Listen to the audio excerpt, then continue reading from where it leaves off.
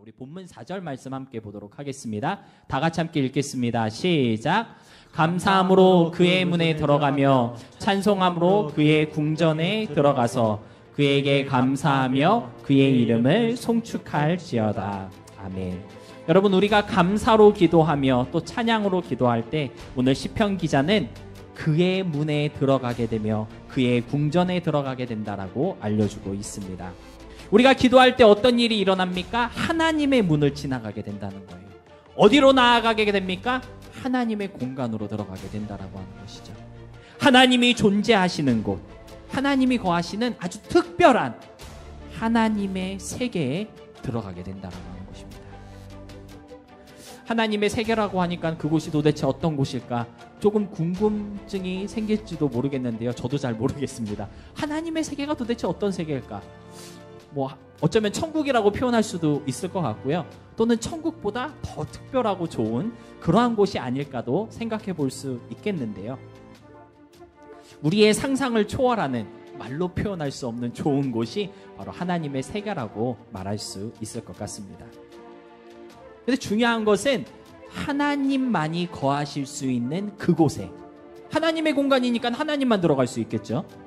내 방에는 누구만 들어올 수 있어요? 나만 들어갈 수 있는 것처럼. 내 허락 없이는 아무도 못 들어오잖아요. 맞죠? 내 공간이니까. 하나님의 세계는요, 하나님만 거할 수 있는 곳입니다. 그런데 하나님만 거할 수 있는 그 특별한 곳에 우리가 들어갈 수 있는 방법이 있다는 거예요. 무엇입니까? 감사로, 찬양으로 들어갈 수 있다고 오늘 본문은 말씀해주고 있습니다. 사랑하는 성도 여러분, 감사와 찬양은요, 우리가 숨쉬는 그 평범한 공간을 하나님의 공간으로 바꾸는 능력이 있습니다. 우리가 감사하고 찬양할 때 지금 우리가 있는 그곳이 하나님이 거하시는 장소, 하나님의 세계가 된다라고 하는 것이죠.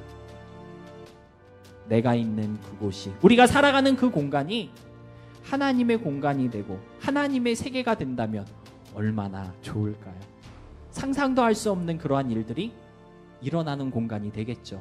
우리가 기대하지 않았던 놀라운 일들이 막 일어나는 그러한 하나님의 세계가 된다라고 하는 것입니다. 여러분, 감사와 찬양은요, 하나님의 공간으로 들어가는 문입니다. 감사로 기도하며 찬양으로 기도할 때 내가 있는 그 세계가 누구의 세계로 바뀌게 된다고요? 하나님의 세계로 바뀌게 된다라고 하는 것이죠. 바울과 실라가 감사하며 찬양하였을 때 그들이 있던 그 어둡고 캄캄한 감옥은요, 갑자기 하나님의 공간이 되어버렸던 것입니다.